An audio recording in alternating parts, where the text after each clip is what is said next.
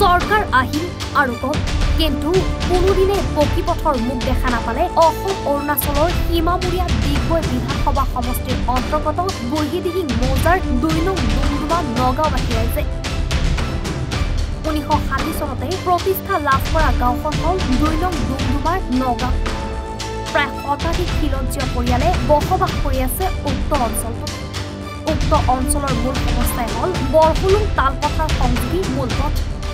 দেশ স্বাধীন হোৱাৰ ৭ দশক পাৰ হৈ যোৱাৰ পিছতো আজিও এই পৰ্যন্ত নিৰ্মাণ নহল পথছোৱা। ফলত বোকাময় পুখুৰী সদৃশ জৰাজীৰ্ণ পথৰ ওপৰেদিয়ে যাতায়াত কৰি আহিছে স্থানীয় ৰাইজে। বাৰিষাৰ দিনত এই পথছোৱা গাড়ীৰে যাতায়াত কৰাটো দূৰৰে কথা, খোজকাঢ়িও যাব নোৱাৰা পৰিস্থিতিৰ সৃষ্টি হয়। ছাত্ৰ-ছাত্ৰীসকলে বিদ্যালয়লৈ অহা যোৱা কৰাত, ৰোগীক চিকিৎসালয়লৈ নিয়াত, কৃষকৰ উৎপাদিত কেঁচা চাহপাত ব্যৱসায় কৰাৰ লগতে অন্যান্য সমস্যাৰ সন্মুখীন হৈ আহিছে এওঁলোকে। জৰাজীৰ্ণ পথছোৱা নিৰ্মাণৰ বাবে স্থানীয় বিধায়ককো বাৰম্বাৰ নিবেদন জনাই আহিছিল এওঁলোকে, কিন্তু কোনোদিনেই গুৰুত্ব নিদিয়াৰ অভিযোগ এওঁলোকৰ। এই জৰাজীৰ্ণ পথছোৱা শীঘ্ৰে নিৰ্মাণৰ ব্যৱস্থা কৰিবলৈ দাবী জনাইছে ৰাইজে। আমি এই বিধায়কলৈ ক'বলৈ বিচাৰোঁ যে ভাস্কৰ শৰ্মাই এদিন যোৱা বছৰ আগৰ ভোটত আহি আমাৰ স্কুলৰ ফিল্ডত তেওঁ এৰালিটো ভোট মোক দিব, ভোট দিয়াৰ পিছত মই আপোনালোকক ভোট পোৱাৰ লগে লগে এৰালিটো বনাই দিম বুলি মোৰ লগত হাত চেক দি কৈছে। সেইকাৰণে আমি ক'বলৈ বিচাৰোঁ, অকল আমাক ভোটৰ কাৰণেহে আমাক ভোট বেংক হিচাপে ৰাখিছে, কিন্তু আমাক সুবিধাকণ দিয়া নাই আৰু নিদিবও পাৰে। আমি 1959 চনৰ পৰাই বসবাস কৰা, তেতিয়াহ'লে চব কওঁ আজি ইমান বছৰ হ'ল, কিন্তু আজিলৈকে আমাক সুবিধাকণ দিব পৰা নাই আৰু নিদিবও পাৰে, দিয়া আশা নাই। আৰু অকল আমাক ভোট বেংক হিচাপে ৰাখিছে, আচলতে এতিয়া সেইকাৰণে অসুবিধা হৈ পৰিল। এই ধৰণৰ পথবিলাক হৈছে বুঢ়ীদিহিঙৰ জীয়া ছবি, বুঢ়ীদিহিঙৰ প্ৰকৃত ছবি। এনেধৰণৰ ৰাস্তা বুঢ়ীদিহিং মৌজাটোৰ প্ৰতিখন গাঁৱে গাঁৱে আছেই। এতিয়া কথাটো হৈছে দুয়োখন চৰকাৰে ফিট মাৰিব পাৰে, দুয়োখন চৰকাৰে ক'ব পাৰে আমি উন্নয়ন কৰিছোঁ, কিন্তু মূল ৰাস্তাকেইটাক বাদ দি গাঁৱৰ ভিতৰুৱা ৰাস্তাবিলাক আজিৰ তাৰিখত হৈ উঠা নাই। এই যিটো ৰাস্তাৰ ওপৰত আছোঁ আমি, বৰহুলুং তিনিআলিৰ পৰা তালপথাৰ সংযোগী এটা খুব গুৰুত্বপূৰ্ণ পথ।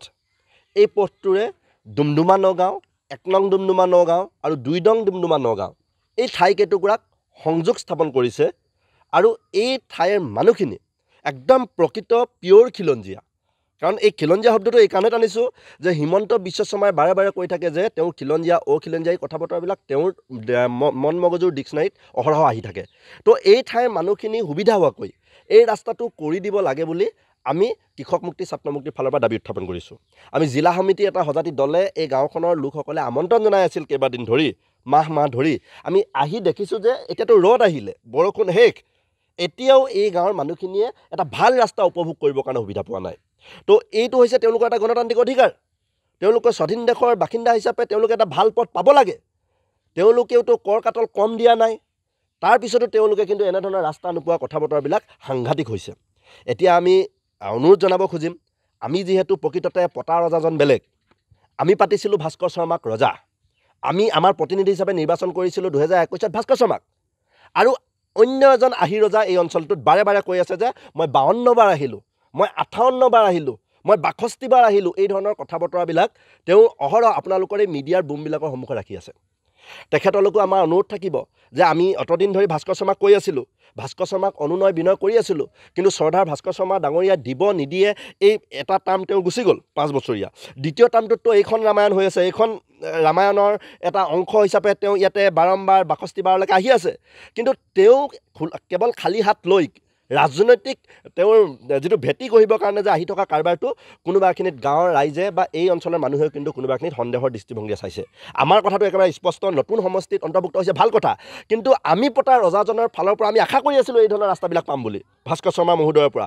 কিন্তু তেখেতৰ এই অঞ্চলটোত কাম কৰিবৰ কাৰণে সুবিধা নিদি আহি ৰজাই এই ধৰণৰ কাৰবাৰবিলাকত নিজেও নকৰে, কেৱল আহি মুখখন দেখাই গুচি গৈছে। তেওঁক আমি ৰজা পতা নাই, ঠিক আছে, তেওঁ নিজে আহি এই অঞ্চলটো বুকুচাত লৈছে। তেতিয়াহ'লে প্ৰতিবাৰ আহোঁতে কিয় এটা ৰাস্তা তেওঁ লৈ আহিব নোৱাৰে, এই প্ৰশ্নটো আমি উত্থাপন কৰিব বিচাৰিছোঁ। কেৱল মুখ দেখাবলৈতো জনপ্ৰতিনিধি আমাক নালাগে, এই ধৰণৰ মুখ দেখুওৱা কাৰবাৰবিলাক আমি কৰিম। স্থানীয় দল সংগঠনবিলাকে ৰাস্তাবিলাক চাইছে আপোনালোকৰ ওচৰলৈকে এই কথা বতৰাবিলাক আপোনালোকৰ মিডিয়াৰ জৰিয়তে দিছোঁ আমাৰ কাগজ পত্ৰ এই কথা বতৰাবিলাক অফিচাৰবিলাকৰ ওচৰলৈ পঠাইছোঁ কিন্তু আপুনি প্ৰতিবাৰ আহোঁতেই কিয় ৰাইজৰ মাজলৈকে অন্ততঃ এই ধৰণৰ ৰাস্তা পদূলিবিলাকে লৈ নাহে বাকীবিলাক বাদ দিয়ক আমি নামঘৰ কৰিলাম ইমান দিন ধৰি আমাৰ মানুহে নামঘৰ কৰি আছিলে নামঘৰৰ নামত টকা 5 লাখ আনি এই আপুনি 3টা হাঁহ 1500 টকা কমিশ্যন লৈ খোৱা কাৰবাৰটো আপোনালোকে চাই আছে আপোনালোকৰ দলৰ মানুহে লিখি আছে কিন্তু আপোনাৰ পৰা কি আশা কৰোঁ আপোনাৰ পৰা আশা কৰোঁ কেৱল মাত্ৰ ৰাস্তা আপুনি ৰাস্তাখিনি কৰি দিলে বাকী কামবিলাক আমি নিজে নিজে কৰি ল'ম এই কথাখিনি আমি ক'ব বিচাৰিছোঁ সমান্তৰালভাৱে সুৰেণ ফুকন ডাঙৰীয়াদেৱক আমি অন্য এটা কথা আমি দৃষ্টিকোণ আমি ৰাখিব বিচাৰিছোঁ তেখেতে কেৱল মাত্ৰ বুঢ়ীদিহিঙত 2 নম্বৰী এই কমিশ্যন খোৱা কাৰবাৰটোৰ জৰিয়তে উন্নয়নৰ মুখখন দেখাবৰ কাৰণে আহা কাৰবাৰটো বন্ধ কৰি দিব লাগে হা তেওঁ অঙহী বঙহী ওচৰে পাজৰে থকা ঠিকাদাৰবিলাকে কৈ আছে তেওঁ কি ধৰণৰ কমিশ্যন মাষ্টাৰ তাৰ বিনিময়ত তেওঁ প্ৰকৃততে এই অঞ্চলটোত কমিশ্যনৰ পইচাকেইটাক একাষৰীয়া কৰি ৰাখি শিল পেলাই দিয়ক এই অঞ্চলবিলাকত ঠিকাদাৰবিলাকক কওক তেওঁ ল'ব লগা 10%টো লাগিলে এই অঞ্চলবিলাকত শিল পেলাই দিয়ক কিন্তু তেওঁ প্ৰতিবাৰ আহোঁতেই কোনোবা এখন নতুন গাঁৱলৈকে আহক আৰু ৰাস্তা পদূলি উন্নয়ন কেনেধৰণে কৰিব পাৰে এই কথা বতৰাবিলাকক মনোযোগ দিবৰ কাৰণে তেওঁক আহ্বান জনাইছোঁ আৰু তেওঁ আমাৰ দৰে সৰু সৰু মানুহবিলাকৰ ওপৰত মন্তব্য দিবৰ কাৰণে বন্ধ কৰি দিয়ক তেওঁ উন্নয়নৰ জৰিয়তে কামৰ জৰিয়তে তেওঁ কথা কোৱাৰ পৰ্বটো আৰম্ভ কৰিব লাগে এজনে 26ত আকৌ খেলিম বুলি চিন্তা কৰি আছে ফুকনে তো নতুন সমষ্টিটোত অত্যধিক আহ্জা হৈছে যাৰ বিনিময়ত ভাস্কৰ শৰ্মাক আমি ৰজা পাতিলোঁ হা তেওঁক আমি পতা ৰজা তেওঁৰ পৰা আমি আশা কৰি আছিলোঁ যে এইবাৰ অন্ততঃ আগৰ টাইমত তেওঁ সেই অঞ্চলটোত নিজৰ অঞ্চলটোত ইটো পাৰত এই কাৰবাৰবিলাক কৰিলে আৰু এই পাৰটোক দীঘলীয়া সময় ধৰি এই 1978ত যিটো মাঘেৰিটা সমষ্টি হৈছিল তো সেই মাঘেৰিটা সমষ্টিৰ পৰা যদি আপোনালোকে আৰম্ভ কৰে এতিয়ালৈকেতো এইটো পাৰ সদায় অৱহেলিত হৈ আছোঁ মাহীমাৰ দৃষ্টিভংগীত আমাৰ এই অঞ্চলটো পৰিছে তো এই শব্দটো আচলতে ব্যৱহাৰ কৰিবলৈ টান পাইছোঁ এজন শিক্ষিত ল'ৰা হিচাপে তাৰপিছতো আমি কৰিব লগা হৈছে এতিয়াও দেখিবলৈ পাইছোঁ যে সুৰেণ ফুকনে আহি এই অঞ্চলত বাৰে বাৰে কয় যে বুঢ়ীদিহিঙৰ এই অঞ্চলটোত এই ৰাস্তাবিলাক দেখি কয় যে পুৰণা সমষ্টিত মোৰ ৰাস্তা পদূলি বনাই শেষ হ'ল সেই অঞ্চলটোতো হৈছে নাই হোৱা এই কথা বতৰা মিডিয়াত আহি আছে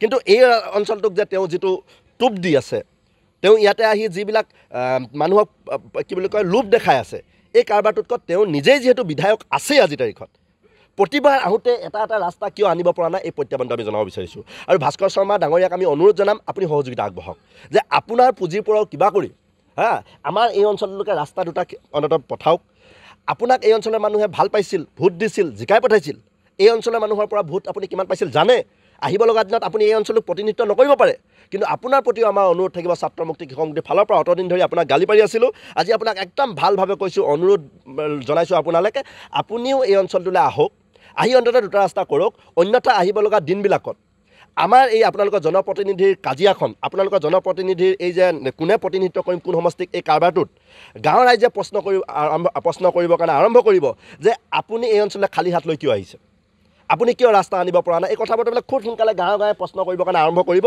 আৰু এই ধৰণৰ পৰ্ববিলাকত আপোনালোকৰ মিডিয়াবিলাকেতো জানেই যে অন্ততঃ বৰ ডাঙৰ ডাঙৰ মাত দুই এজনৰ পৰাতো যাবই আৰু এই কথা বতৰাবিলাক কাজিয়া সূত্ৰপাত হ'ব খেদা খাব পহু খেদা গৰু খেদা যি খেদা বুলি কয় এই কাৰবাৰবিলাক যেতিয়া হ'ব তেতিয়া কিন্তু আপুনি অন্ততঃ মানুহৰ আগত এই যে বেয়া পোৱা ভাল পোৱা সেই অঞ্চলত এই ধৰণৰ বিহেভিয়াৰবিলাক যে হৈ থাকে এই কথা বতৰাবিলাক ক'ব নোৱাৰিব সেইকাৰণে আগতীয়াকৈ কৈছোঁ এই ধৰণৰ ব্যৱহাৰ যদি আপোনাক নালাগে এই ধৰণৰ যদি কাৰবাৰ আপোনাক নালাগে তেতিয়াহ'লে এই অঞ্চলটোত কেৱল ৰাস্তা দিয়াৰ কামটো আৰম্ভ কৰি দিয়ক আৰু খালী হাতে অহা পৰ্বটো বন্ধ কৰি দিয়ক ডুমডুমাৰ পৰা ৰঞ্জিত ছেত্ৰীৰ প্ৰতিবেদন এনি ভাৰত 24।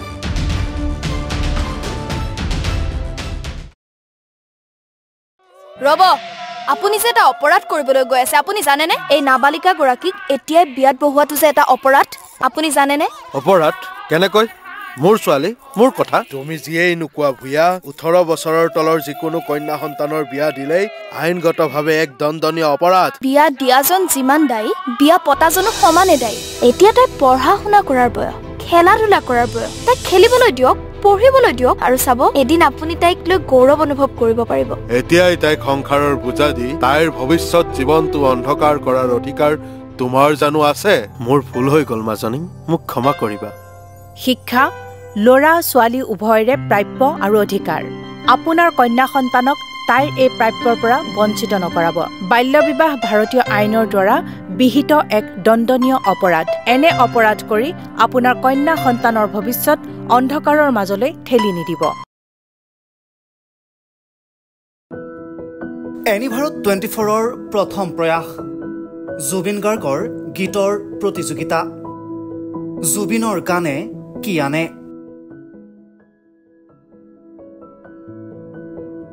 অডিশ্যনৰ বাবে যোগাযোগ কৰক 8638661821 আৰু 8812831556 নম্বৰত। এনিভাৰত 24 উদ্যোগত এটা নতুন সংগীতৰ প্ৰতিযোগিতা আয়োজন কৰা হৈছে, য'ত মোৰ গানৰ প্ৰতিযোগিতা হ'ব।